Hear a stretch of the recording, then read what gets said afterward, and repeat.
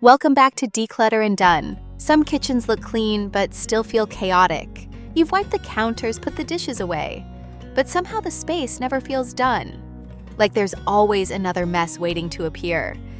That's because most clutter doesn't scream for attention. It hides in routines, in overstuffed drawers, in systems that just don't work for real life. Today's video walks you through 12 realistic, low-effort ways to reset your kitchen so it stays clear longer with less daily effort. No trendy storage bins, no overwhelming to-do lists, just smart shifts that work in real homes. We'll tackle the quiet clutter from inside your fridge to that shelf you keep avoiding, and create a space that feels calmer every time you walk in. Let's begin.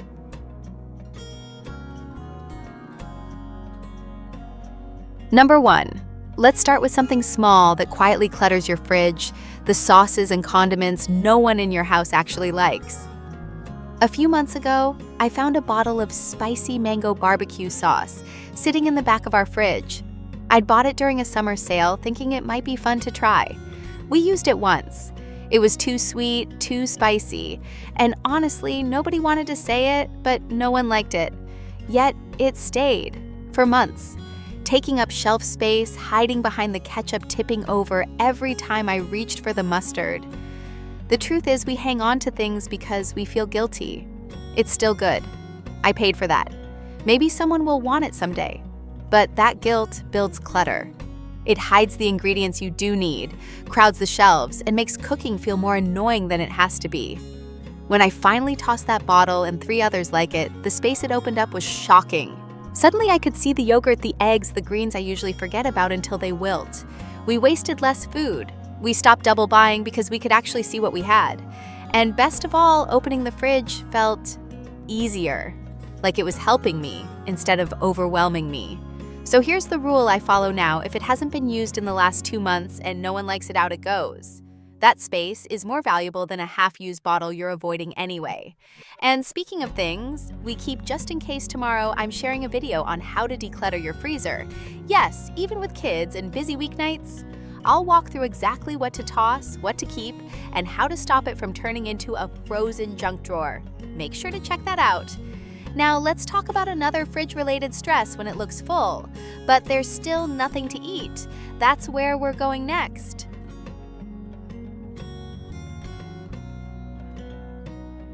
There were weeks when my fridge looked packed, but somehow we still had nothing to eat. The produce was buried behind takeout boxes. Leftovers got pushed to the back and forgotten. And by midweek, I was throwing out more than we'd actually used. The problem wasn't what I was buying, it was how much I was trying to manage at once. I thought having a full fridge meant I was prepared, but really it was stressing me out. It made meal prep harder. It made decision-making slower. And it made me feel like I was failing even when I was trying so hard to stay on top of things. So I scaled back. I started buying in smaller batches, just enough for a few days. I stopped filling every shelf just in case, and I built in room to see what we actually had. The shift was instant. No more guilt about wasted food, no more mystery containers, no more forgetting what I'd already cooked. Now opening the fridge feels like a quick check-in, not a mental load. I can see choose and cook without the chaos. Coming up, I'll show you one small cleaning step that makes this even easier, and it only takes 30 seconds.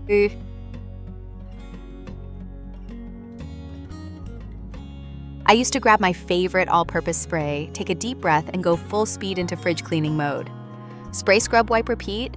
I thought I was being efficient until I realized I was just giving breadcrumbs a bath. No matter how hard I scrubbed, I'd always end up with little wet clumps stuck in corners. Half-melted cheese bits, dried onion skin, a mystery sprinkle of something crunchy. Instead of getting rid of the mess, I was just rehydrating it. One time I wiped a jam spill over a pile of coffee grounds, and the entire cloth turned into this sticky, grainy nightmare. I remember standing there like, well, that escalated quickly. Then I tried something embarrassingly simple vacuum first. Just 30 seconds. A quick pass with a handheld vac. Nothing fancy, just something small and cordless that fits in a drawer. I started using it for every zone I used to dread: the fridge, the junk drawer, the narrow space behind the dish rack. Game changer. Suddenly, wiping surfaces actually felt satisfying. No crumbs fighting back, no soggy debris spreading from one shelf to the next. I didn't have to go through 5 paper towels or scrub until my arm hurt. And here's the unexpected part: this tiny habit made me want to clean more often. Not because I became a neat freak overnight, but because it felt manageable. Quick wins are addictive. When the task doesn't fight you back, it becomes less of a burden and more of a reset.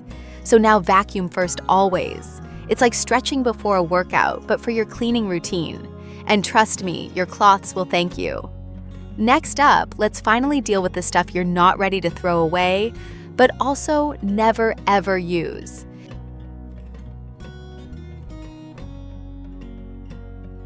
You know that jar of dried chickpeas you bought during your maybe I'll start meal prepping phase? Or that specialty flour from the time you were this close to baking sourdough? I had a shelf like that, full of ingredients that weren't expired but weren't being used either. And every time I opened the cabinet, I'd see them silently judging me, reminding me of projects I never started, meals I never made. It's easy to keep those things because they don't feel like clutter. They're not junk. They're technically useful, but that's the trick. If something lives in your kitchen but never makes it into your meals, it's just a burden with good branding. What finally helped was this question: if I had to use this up this week, would I? If the answer was no, because I didn't know how, didn't want to, or didn't even like it, then it was time to let it go. Not someday, not maybe, now. Once I cleared that shelf, everything else felt easier to reach. No more pushing aside random boxes to get to the rice. No more guilt every time I saw the fancy tahini I swore I'd learned to use. And no, I didn't toss everything. Some items went to a neighbor who actually bakes. Others went to the food bank. But the biggest relief came from no longer holding on to the pressure to someday become the kind of person who uses this. It's amazing how much lighter your kitchen feels when it only holds what you actually use. Let's stay with that idea, because the next shift is all about doing less, but making it last longer.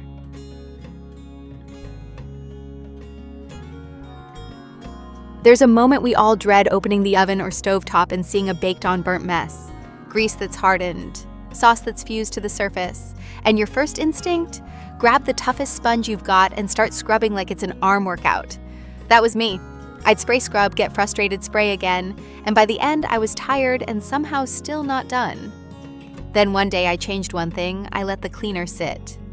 Instead of jumping straight into the battle, I sprayed the oven, shut the door, and walked away. Came back an hour later, and suddenly everything wiped off like butter. No scraping, no arm cramps, no resentment toward last week's lasagna. It sounds so simple, but giving the product time to work changed everything. Now I do this with everything: oven trays, stove grates, even sticky cabinet doors. Spray it down, set a timer, and go fold laundry or scroll TikTok. When I come back, the grime is halfway gone on its own. The best part, I actually feel like I'm doing less and getting better results. My tools last longer. My arms hurt less. And I'm way less likely to put off the job because it doesn't feel like such a fight anymore. There's no medal for suffering through cleaning. Let the product do the work so you don't have to. Speaking of working smarter, let's move to the one small thing I do before wiping down shelves that saves me so much cleanup later.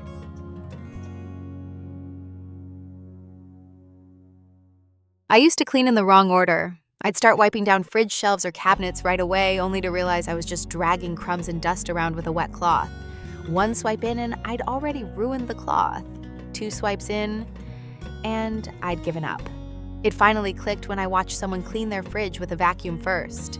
Just a quick pass with a handheld vacuum to get all the loose debris out of the way. Then they'd wipe, and it actually looked clean. I tried it once and never looked back. Crumbs, grit, dried herbs, coffee grounds, they all disappear in seconds when you vacuum first. You don't have to fight with your sponge. You don't have to spray and smear until you give up. Just a quick prep step and the rest becomes smoother. Now I use this for everything: fridge, junk drawer, under the toaster, even behind the sink. One round of vacuuming means fewer paper towels, less effort, and a cleaner result. It also saves my mood because nothing ruins a cleaning flow faster than realizing you're making a bigger mess. Clean smarter, not harder. Your claws will thank you. Next up, we're heading into the one spot that collects the most grime and gets the least attention.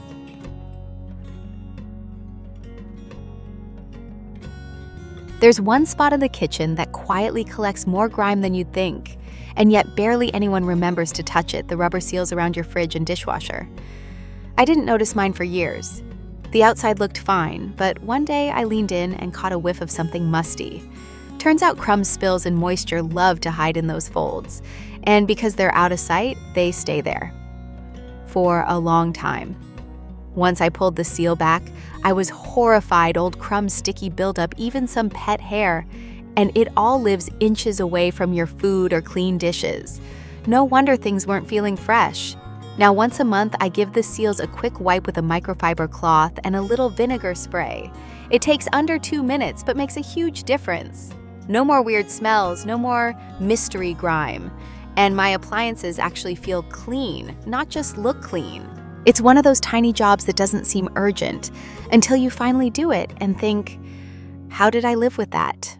Let's stick with that theme because the next shift is all about the things we keep because we might need them, but never do.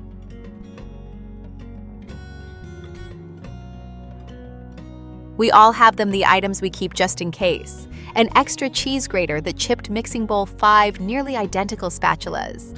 They sit in drawers in the back of cabinets and quietly multiply. For me, it was baking pans. I don't bake much, but I had 3 different cake tins, 2 muffin trays, and a bundt pan I'd never once used. Why? Because maybe one day I'd host a party. Maybe one day I'd become someone who bakes on Sundays. But every time I opened that drawer, it reminded me of a version of myself that didn't exist and probably never would. The truth is, just in case takes up space from what you actually use. It makes drawers harder to close. It slows you down. And it fills your kitchen with silent guilt for not using, not becoming, not doing. What helped was a simple shift. I gave myself permission to let go of anything I hadn't used in the past year, even if it was still perfectly good. I kept the one tray I used for cookies, donated the rest, and instantly felt lighter. Now my cabinets open smoothly.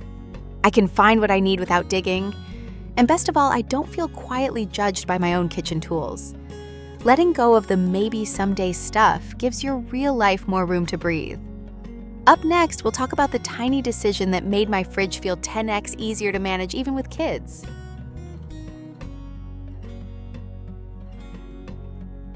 For a long time, I thought the key to an organized fridge was more bins, better stacking, or a fancy labeling system. But the real breakthrough came when I just stopped putting so much in. I used to do one big grocery trip each week, hoping it would save time. But by day 4, we'd already forgotten what we had. Things went bad. Food got lost behind other food. And every time I opened the fridge, it felt like one big to-do list staring back at me. So I tried something new. I started buying less more often. Just enough for 3 or 4 days. Fewer just-in-case snacks. No buying 5 kinds of fruit when we only ever finished 2. What happened? The fridge stopped feeling like a storage unit and started feeling like part of my day. I could open it and instantly see what to cook. No more digging, no more wasted produce, and no more stress from managing so much stuff. Turns out space itself is a form of organization. When there's less inside, everything is easier to see, use, and clean. And speaking of clean, let's move on to one of my favorite little shortcuts for keeping surfaces spotless without adding more to your plate.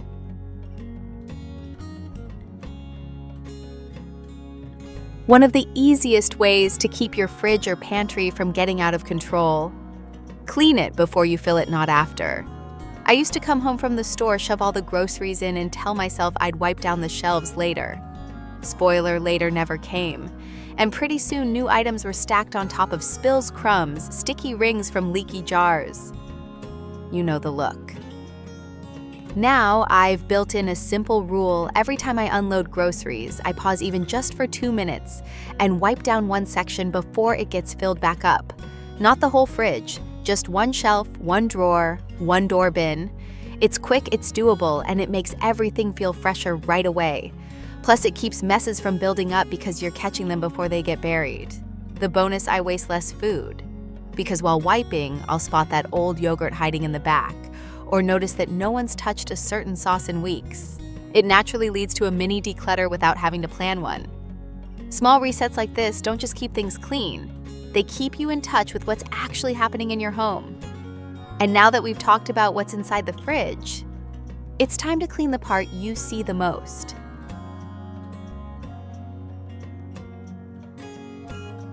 Every time I wiped the outside of my fridge or dishwasher, I felt productive. The surface looked polished, the fingerprints were gone, and for a moment it felt done. But then I started noticing something off.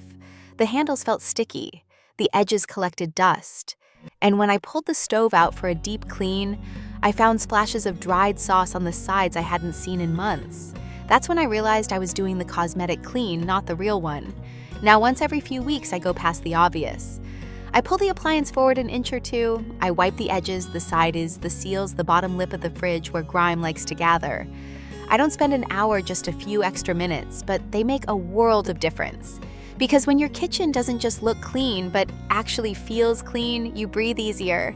You stop avoiding those sticky corners. You don't get that nagging, I should really voice in your head every time you walk by.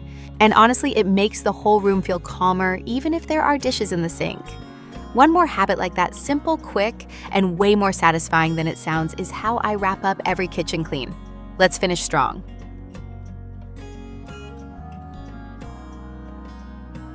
After a deep clean, it's tempting to rush through the finish line to shove everything back into drawers and call it done. But I've learned that pause right before you reload a space is where the real magic happens. When the fridge is empty, or the counter is cleared, or the drawer is wiped out, you have a moment of clarity.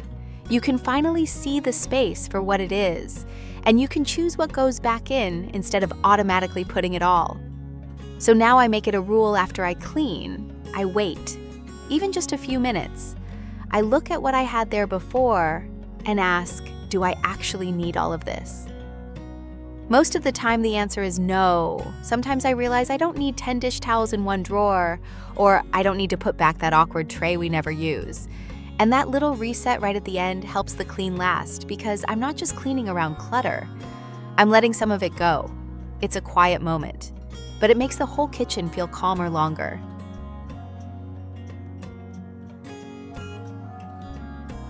That's it. 12 small shifts that made a big difference in how I feel about my kitchen.